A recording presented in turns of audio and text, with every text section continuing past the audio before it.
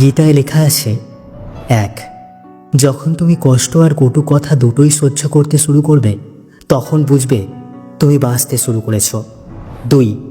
যদি ভগবান আপনাকে অনেক বেশি অপেক্ষা করাচ্ছেন তাহলে প্রস্তুত থাকুন, তিনি আপনাকে যা চেয়েছেন তার চেয়ে অনেক বেশি দিতে চলেছেন। 3. জীবন নিয়ে বেশি ভাববেন না, যিনি আপনাকে জীবন দিয়েছেন তিনি কিছু না কিছু ভেবেই দিয়েছেন। 4. শ্রীকৃষ্ণ বলেন, কাউকে দুঃখ দিয়ে আমার কাছে সুখ কামনা করো না, আর কাউকে যদি ক্ষণিকের জন্য সুখ দাও তাহলে তোমার দুঃখ নিয়ে চিন্তা করো না। 5.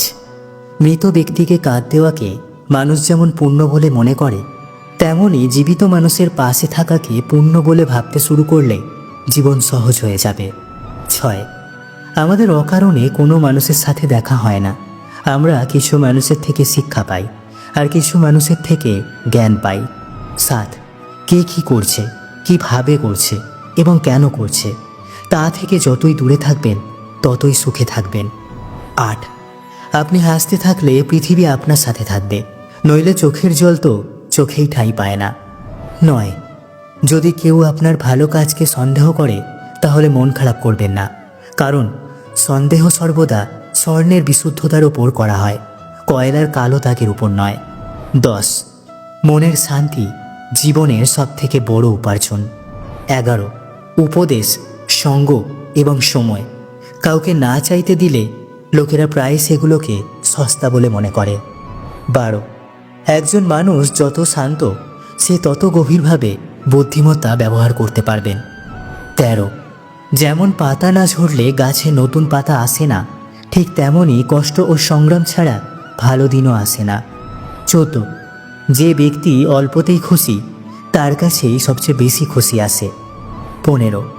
যতক্ষণ আপনি ভয় পাবেন ততক্ষণ আপনার জীবনের সব সিদ্ধান্ত লোকেরাই নিয়ে নেবে। 16. যারা আপনাকে সময় দেয় তাদের প্রতি সর্বদা আনুগত্য এবং ঋণী হয়ে থাকবেন। 17. জীবনে অহংকার করো না, কারণ ভাগ্য সবসময় বদলায়, যেমনটি আয়না একই থাকে শুধু প্রতিচ্ছবি বদলায়। 18. শান্তিপ্রিয় মানুষ সুখে তাদের জীবন যাপন করে, তাদের উপর জয় বা পরাজয়ের কোনো প্রভাব পড়ে না। 19. শ্রীকৃষ্ণ বলেন, স্বর্গের স্বপ্ন ছেড়ে দিন, নরকের ভয় ছেড়ে দিন, কে জানে কোনটা পাপ কোনটা পুণ্য, শুধু দেখুন নিজের স্বার্থ পূরণের জন্য যেন আপনার দ্বারা কেউ দুঃখ না পায়, বাকি সব প্রকৃতির ওপর ছেড়ে দিন। 20.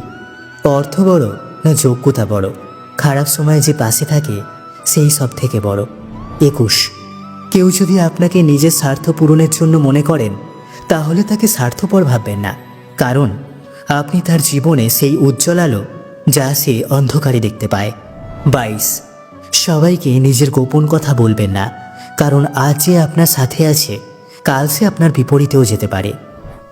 আপনি যদি ভগবান শ্রীকৃষ্ণের পরম ভক্ত হয়ে থাকেন তাহলে কমেন্টে একবার লিখুন, রাধে রাধে।